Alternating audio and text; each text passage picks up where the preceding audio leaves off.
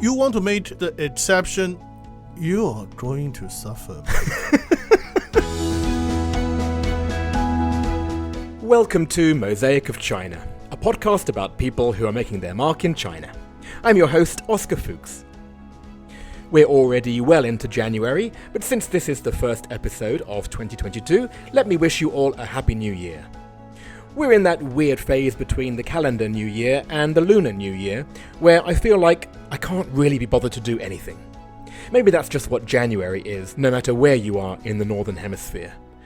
Anyway, I am here, and I did manage to put together today's compilation from Season 2 of the show, where we hear answers to the question, if you left China, what would you miss the most and what would you miss the least? If you listened to the special episode from the end of 2021, you've probably got some idea about how I would answer this question. But now it's over to the 30 guests of Season 2 to share their answers. Zhao Huiling, the Africa travel vlogger from episode 28. What would I miss the most? Convenience. With Alipay, with Ele.me. No. Can I change my mind? You can.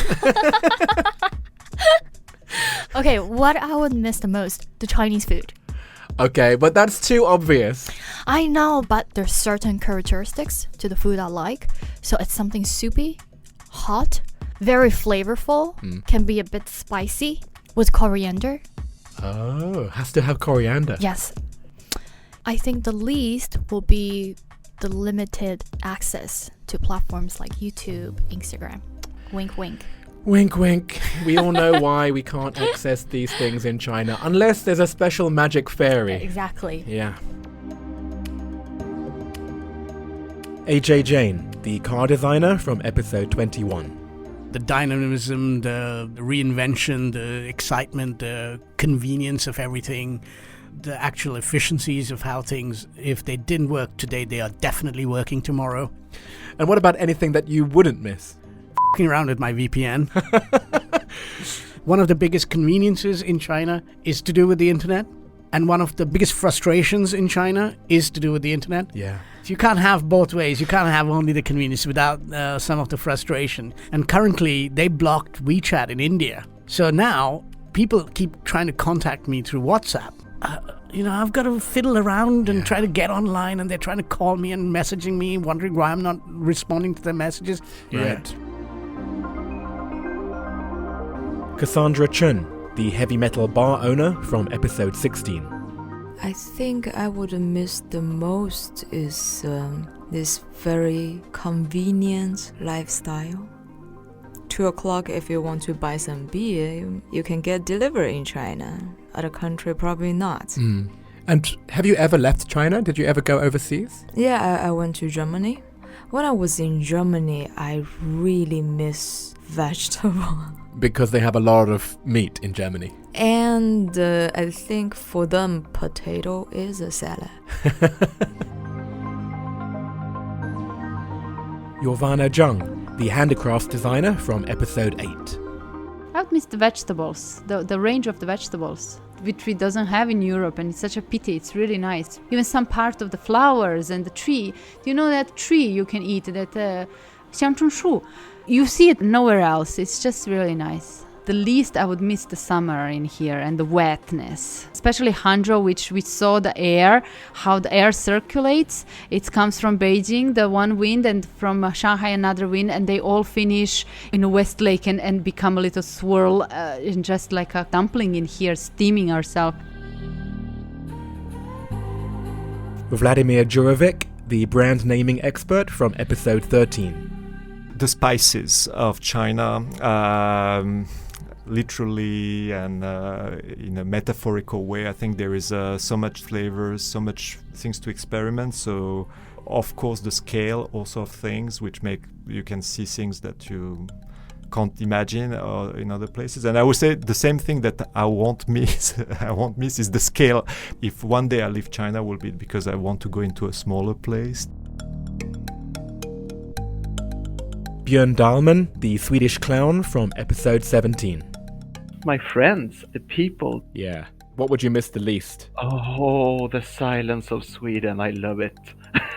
I am very sensitive to sound. Cars honking, drilling, people screaming, crowded restaurants, That's the one thing. I feel it in my body. There's a higher level of tension when all this noise is going on. Joe McFarland, the product sourcing leader from episode 18. Well, I know this is going to be a really obvious answer, but I would absolutely miss the people the most. So, I mean, in the office, it's like I am the office forerunner. And I would miss the colleagues in the office because they tell me all the time I'm their Chinese family. We've been on a journey. And then there's other ladies like down in the noodle bar that I go to that don't speak any English, and my Chinese is very limited. And somehow we can communicate, and they're very, very sweet to me. And there's so many people from all walks of life around Shanghai that, I see in my daily life that are incredibly kind to me. That's what I would miss the most if I left China, because this is my second time in China. And when I left the first time, that is what I missed. But the thing that I would miss the least is the sniffing. Like that, right? Mm-hmm. Honestly, it's like grating. It's like I can't bear it. I have to put on headphones or get up and walk away. I don't know how it doesn't drive them crazy. Because I find it totally unbearable. They would say the same about us when they hear us going to the bathroom, blowing our noses and coming back. They're like, oh, you blow your nose. Because this is the whole thing about wearing masks. It's all about keeping your exhalations to yourself. And so when you're sniffing, in a sense, you're sniffing in your own runny nose because it's rude to blow them out, right? I prefer the nose blowing. Salome Chen, the investor and developer from episode 24. My parents? For me, people is always the most important thing. And of course, and I wouldn't miss those populists. Oh, what do you mean? Oh, populists. Yeah, you know what I mean. I do. And it's the same wherever you go, right? If we were in the UK, I would say the same thing about people there, right? Yeah. Crystal Mo, the fine dining expert from episode 26. The people and the people. So Chinese are not great as strangers. Americans are very friendly and have a warmth to them that you can have some kind of friendly interaction with a stranger, which I think makes just walking around the city feel like more of a community. And yet Chinese, while they can be quite cold and selfish to strangers, they are so warm and generous as soon as you are on any kind of friendly terms with them. You go to their house and they will cook you a banquet and take care of you. That kind of warmth and generosity is something that struck me as a student when I first went to China and lived in Nanjing. And so I would say that I don't miss being a stranger in China, but I do miss being a friend. Lovely. Alex Shoer, the clean energy entrepreneur from episode 11. Random conversation with strangers about the simplest and most mundane things. In the US, everyone asks, how are you? But they don't actually want to know. In China, they want to know. They're like, tell me everything. Where are you from? What color's hair does your mother have? They want to go more and more. And the simple conversations that you have with strangers. And what about the things that you would miss the least? Yeah, it's very simple. It's air pollution. I really, really, really disliked it. The AQI was over 900 one time. Douglas C., the island businessman from episode 15. I'll miss the energy because you can tell that people are still hopeful and optimistic and not jealous and full of hatred. I won't miss the pollution. Sean Harmon, the beer company CEO from episode 9. What I would miss the most is the energy. It's just so powerful here. If you push and you have a great product and a great plan and you put it to action, things can happen, and people work hard, and it's fun. It's addicting, that sort of energy where you feel like anything is possible. Then the other side of that question is it's got to be the pollution, and it's not only the air pollution. For me, it's also the noise pollution. You know, that the power drill. My boss used to call that the birds of Shanghai because don't hear birds that often, but you do hear that power drill frequently. But those two things that you've said, you don't get this energy, this growth, this movement without the sound of a growing city, right? Exactly, and that's why I'm still here. It evens itself out. Seth Harvey, the education coach from episode 19. What would I miss? Man, have you ever tried to take a taxi in New York City? It's like $30 to put your hand on the handle. This is such a well-planned out city. It seems so big, but I find that getting around it from one side to the other is amazing. Like I said, you can take the bus, you can take the metro, and you can call a cab for like $2 to go anywhere. The thing I will miss the least would be, like the construction, that hammer drill. Like everyone knows that, and I think everyone's had an apartment where somebody's been renovating next door, so that's a trade-off for the amount of change and development that we enjoy and we love. Sometimes that comes back and it is a huge negative.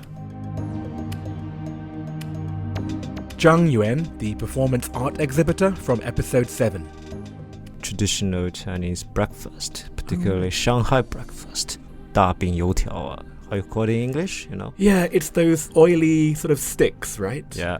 It's made of dough. Dough, yeah. For the fat one, they're sweet and salty. For the longer one, it's only salty, I think. And anything that you would not miss if you left? The noise in the construction site. Wherever you go, there's this noise. Something being demolished, something being constructed. You move to a new house, as your neighboring is renovating. In China, I really don't think I could hear myself. Ji-yong, the transgender teacher from episode 30. I would miss all of the advocates who always inspire me day to day. I will not miss having to hide my identity at work, so yeah. Nonolo Bengu, the African community organizer from episode 14. WeChat Pay, I would miss the most. Yeah. I love not carrying money. There's these conveniences here that I believe are 5 years, 10 years ahead of other parts in the world. The one thing I will not miss is not being able to see the sky. It never gets old. Whenever I get home, I'm like a little kid, just lost in wonder. I'm like, oh my goodness, the sky is so blue. I can actually see stars. And I can taste the air when I land in Durban. You land by the ocean. You can just taste the sea salt. And the air just hits you differently, man. So that's the one thing I will not miss, is walking outside and not seeing the sky. Coco Santi, the drag performer from episode 5. Same answer for both. It's a combination of 3 things: Taobao, Meituan, and Didi. Once I go back home to the US, I'm gonna be so sad that I have to start using Amazon, or I can't order food randomly in the middle of the night without paying a surcharge of like 500 yuan, or getting a taxi for the price of a cup of coffee. And I get it. I understand why. But my God, it's so convenient, and I hate that I've adapted to it so well. Oh, this is why it's also the thing you won't miss. Oh, it makes me a monster. Yeah. I'm coming home from the club. Oh, I have this in my cart. It's been in my cart for maybe like 5 weeks. It's time to buy it. I'll message the seller and tell him, hey, can you send this tomorrow? Because I really need it now. But I don't. I don't ever need it. I never need it. I just want it. Louise Roy, the childbirth and lactation specialist from episode 6. Taobao. I love Taobao. I've bought so much on Taobao over the years. I love just the concept of you can get anything. Yeah. Anything. What would I miss the least? Actually, I think what I would miss the least is when people kind of like China-splain to me. Oh, God. Like the China-splaining, and then if I have a difference of opinion that's, gleaned from 15 years of experience, I've been brainwashed. Catherine Wong, the Peruvian healer from episode 4. Online shopping, it's mostly for groceries. It is so easy, so efficient. You get your groceries within 1 hour. in Peru, there are not such things. So my mother had to call the lady from the little shop to ask, do you have this? Do you have that? And if she would say, yes, I have this bread. Okay, which brand? I have this brand, this brand. So it will take a long time. A great example. And what about the thing that you missed the least? The fast pace of life. You are sucked in this energy of going fast. Murray King, the public affairs leader from episode 29. The most is the excitement of every day. Every day something is happening. I learn something. I'm challenged in some way. I also feel like I can contribute in some way. I just feel like it's where everything's happening. So that's what I would miss the most. What I would miss the least is the fast pace. I don't know if that makes any sense, but when I do get out of the country and when I go to my comfort zone, to France or somewhere else, it's really nice to not have a fast pace. And, every so often you need to kind of recharge your batteries. I think that's obvious. And the problem is, when I'm there, I miss the fast pace after a couple of weeks. When I'm here after a few months, I need a break from the fast pace. So I'm never going to be completely happy in either. Jamie Barris, the street food expert from episode 2. Food. Sichuan noodles, that would be so hard. What about anything that you wouldn't miss?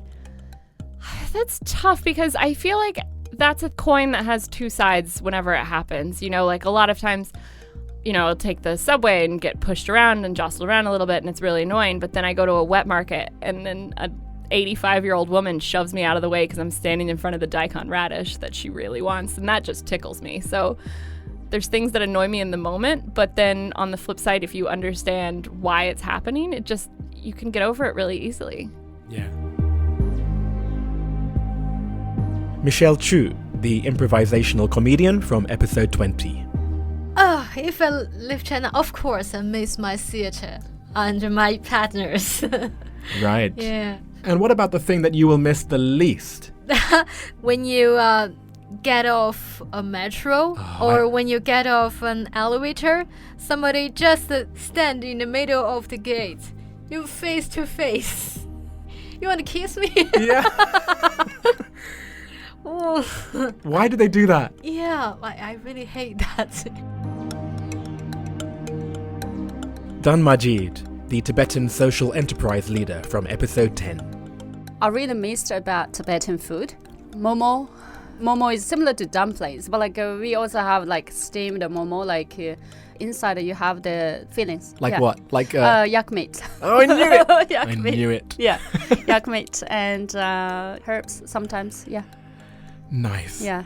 What would you miss the least? Snow. Snow. Yeah, we got heavy snow and the road is all blocked. DJ BO, the DJ from episode 23. Okay. Shanghai is such an international city, and it's a place where I've met Dutch people and Belgian people and Italian people and Japanese people. And I'm able to engage with so many different cultures and people here. You can find some of that in New York and in London, but in Shanghai, it just manifests itself so much into the legacy and the history of what Shanghai is. Least interesting, it's that sort of policy of not engaging with things that you find in China. The idea that when there's a conflict, everyone stands back and watches. When there's a problem, you just kind of move away from things and you don't engage with things. Stefan Wiemer, the head of consumer insights at L'Oréal from episode 1. I think I would miss the ding, ding, ding. You know those tricyclers, the peddlers on their tricycles? I would miss this music. There are recyclers on tricycles. And in this modern city with so many millions of people that is so tech advanced, this little music, it comes from another time. But I will remember that music. I actually followed one day with my youngest son, with his consent. We followed one such person in his day, and they have a very tough day. So this music is also bittersweet in a way. What I would miss the least, everybody knows everything about you. Oh. Everything. What time you went out, what time you came back, what time your kid, what did they do, why you're this, why you're that. And so at some point it becomes too much. Zhang Zhiyuan, the humanities professor from episode 3. I would miss the culture. That's an abstract thing. You can see I'm quite westernized. The way I think, the wine, the scotch, whatsoever. But I still like to live this sort of cultural context. I wouldn't miss the bureaucracy. It can be extremely efficient. It's extremely outdated and slow. Yeah. You want to make the first case the exception, you are going to suffer. Casey Hall, the fashion journalist from episode 22. Jianbing. I've said for so many years that people should be exporting jianbing to the West because we foreigners all love that stuff. And it's a wonderful hangover cure. I think I would not miss, if I never had to go to a Chinese bank again, I would be a happy chappy. You have to take a whole file of paperwork, don't you? I have to take a whole file of paperwork and half a day. And even then, I'll probably have to go home and get more paperwork. Yep. Wendy Saunders, the architect from episode 12. I have to say, I can't say anything. How do you say it? Spontaneity. The spontaneity of living in China and the way things go so fast. Okay, on the one hand, it makes you very tired and has a lot of other things to it, but I will miss that. It's so lively and it's so flexible. And I remember when I first arrived, I thought that was so amazing that you don't have to make appointments weeks ahead with people. You don't have to, your work environment, it's not so planned out. That, I think, is something quite special. That's well said. What about anything you'd miss the least? Yeah, the fact of being misunderstood and the frustration of it. I think you're always the foreigner, right? You're always a little bit the one on the outside. That also gives a certain freedom and a pleasure to it. I'm not going to lie about that, but there's also sometimes something alienating about it. Michael Kinsey, the fire engineer from episode 25. I think I would miss the convenience of living here. You can find almost anyone to do anything, fix things almost at any time of the day or any day of the week. Actually, last night I forgot my keys. And I know a guy who will come at any time, and it was slightly late at night, and he would just get up, come, and then he would come and open the door, and that was it. Wow. I think one of the things I would miss the least is the language barrier, and certainly being able to connect with certain people on certain levels. Conversely, it motivates me to want to learn more. Vittorio Francese, the lawyer from episode 27. It's something that I've always thought about China. By living here, you realize how easy is the life. Sometimes you have a problem and it gets solved just by knowing someone that has dealt with it before. Suddenly, it's not anymore a problem. I feel like I do a lot of things in one day, something I wouldn't be able to do back home, where life is so chill, and you need to take your time for every single thing you want to complete. On the other side, it's that something that could look super straight and super easy to get would become impossible just for reasons that are unknown to you, because you have to pass through some authorization or procedure that suddenly becomes slow, and you cannot explain why, but you just find yourself in front of a problem that you didn't expect to encounter. China is not a compromise, so you can get everything fast or impossible. And there you have it, the Yin and Yang episode. China is so livable, so welcoming, and it's the exact opposite of those things too. There's a rough and a smooth in every country and in every culture, and indeed in every person. So let's make it our job in 2022 to spread this message of nuance, balance, and equanimity to as many people as possible. Mosaic of China is me, Oscar Fuchs, with artwork by Denny Newell. And we'll be back with the next compilation episode in 2 weeks. See you then. Thank you very much. Thank you. It's been a pleasure. My pleasure. Thank you so much. Oh, hey, thanks. Thank you very much. Thank you. Thank you. It's been a pleasure. Thank you. Thank you. Thank you. Thanks. Thank you. Thank you. Thank you. Thank you. Thank you very much. My pleasure. Thanks. Thank you. Thanks a lot. Thank you. Thank you very much. Thank you. Thank you. Thank you. Thank you so much. Thank you for having me. That's my pleasure. Thank you so much.